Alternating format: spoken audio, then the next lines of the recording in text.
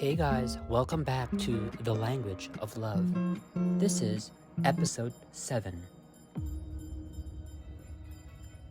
And as I'm recording this, I am preparing with my two lovely friends for a pop-up/market. Before we get into that, let's talk about things I love. Introducing my new opening credits.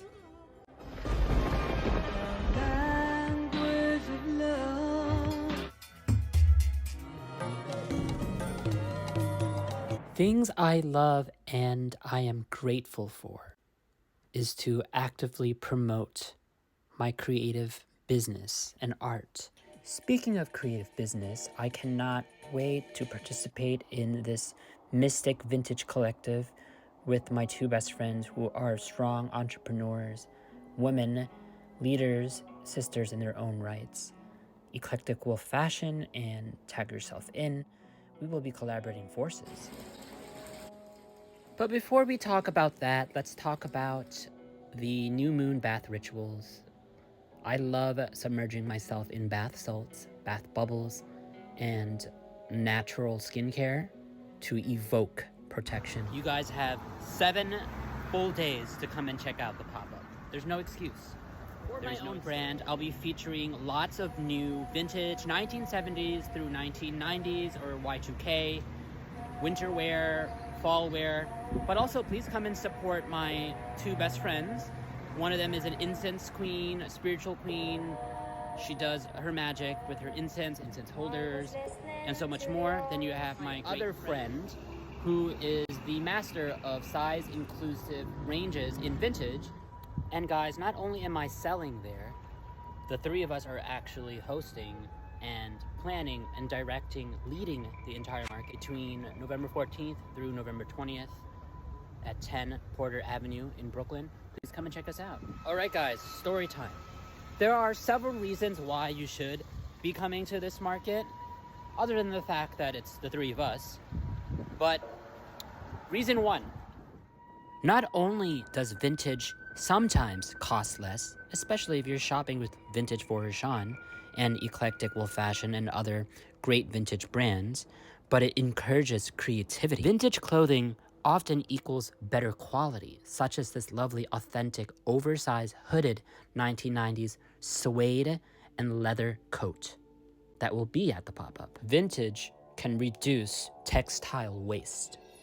While some may question the motives of the vintage fashion world, those who support and encourage vintage know that by shopping and supporting vintage reduces textile waste from polluting the landfills. If clothing is not sourced or donated to Goodwill or the bins, as we call it, it will unfortunately be dumped into the landfills.